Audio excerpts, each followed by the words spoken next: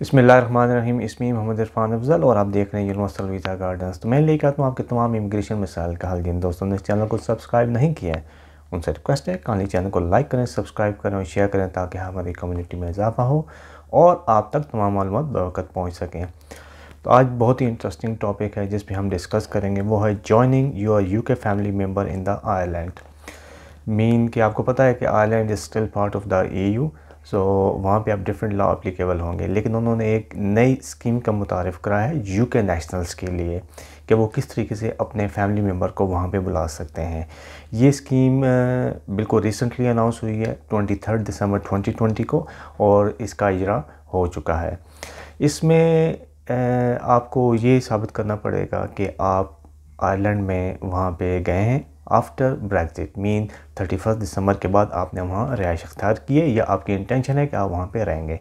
जो लोग पहले आयरलैंड में रहे हैं ऑलरेडी ब्रेक्जिट से पहले, तो वो इस कैटेगरी के लिए अहल नहीं है। वो स्टिल विड्रॉल एग्रीमेंट की जो फ्लेक्सिबिलिटी है उसके तहत अप्लाई कर सकते हैं।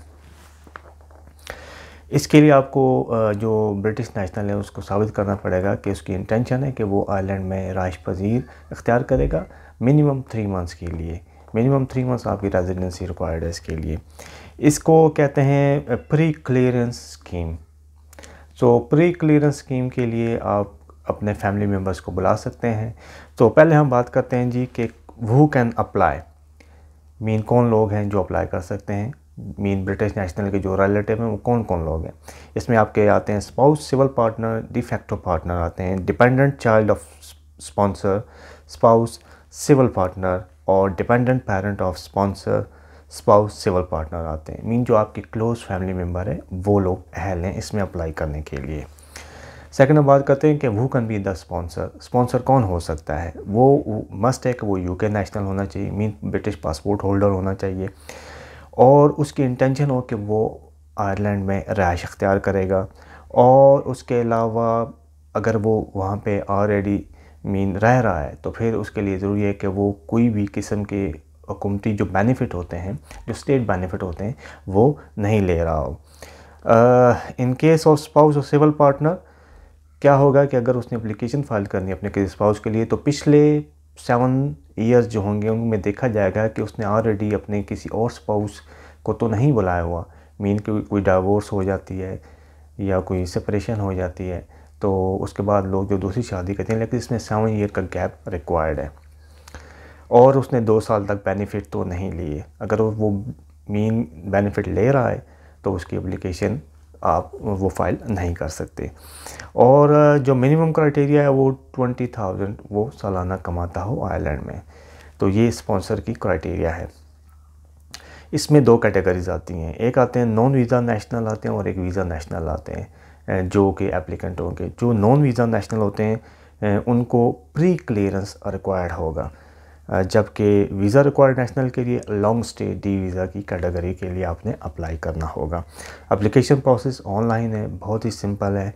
आपने ऑनलाइन एप्लीकेशन फ़िल करनी है और उसके बाद आपने तमाम डॉक्यूमेंट्स लगा देने, फ़ी पे करनी है जो कि है ओनली 60 यूरो। जिस वक्त आप एप्लीकेशन सबमिट करेंगे तो विद इन 30 डेज़ आपको अपने जो आपके VFS के ऑफिस होते हैं आपके बैक होम में, वहाँ जाके अपने डॉक्यूमेंट सबमिट कराने हैं और फिंगरप्रिंट्स देने हैं।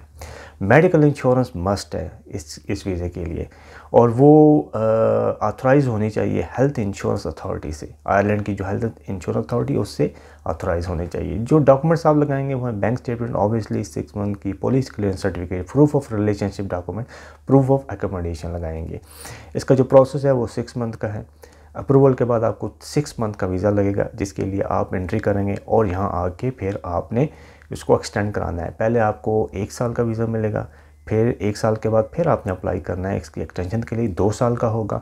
2 साल के बाद आपकी 3 साल की एक्सटेंशन होगी और फिर इंडेफिनिट लीव टू रिमेन होगा।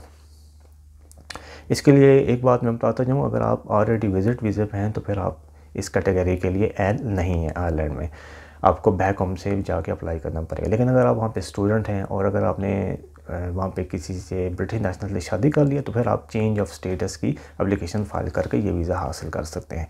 तो ये एक नई कैटेगरी का इजरा किया है आयरलैंड ने ब्रिटिश नेशनल के लिए। थोड़ा सा मैं इसको एक्सप्लेन एलिब्रेट करता हूँ कि ब्रिटिश नेशनल जो आयरलैंड अभी जाएंगे ब्रेक्जिट के बाद जो जा रहे हैं वो अपने फैमिली मेम्बर को वहाँ पे बुला सकते हैं।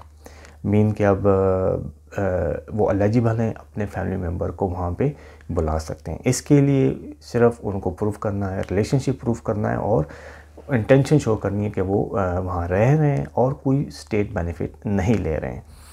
अगर तो आपने ये चीज़ें प्रूव कर दी तो आप बआसानी अपने फैमिली मेम्बर्स को आयरलैंड में बुला सकते हैं। तो आपको पता है there is no hard border between Northern Ireland and the Ireland, तो आप यूके भी ट्रैवल कर सकते हैं। इसमें मतलब कोई इतनी डॉक्यूमेंट्स की चेक नहीं होती। So this is the new category for the UK national member to join their family member in the Ireland. अगर आपको कोई क्वेश्चन है इस हवाले से तो काइंडली आप मुझसे क्वेश्चन कर सकते हैं।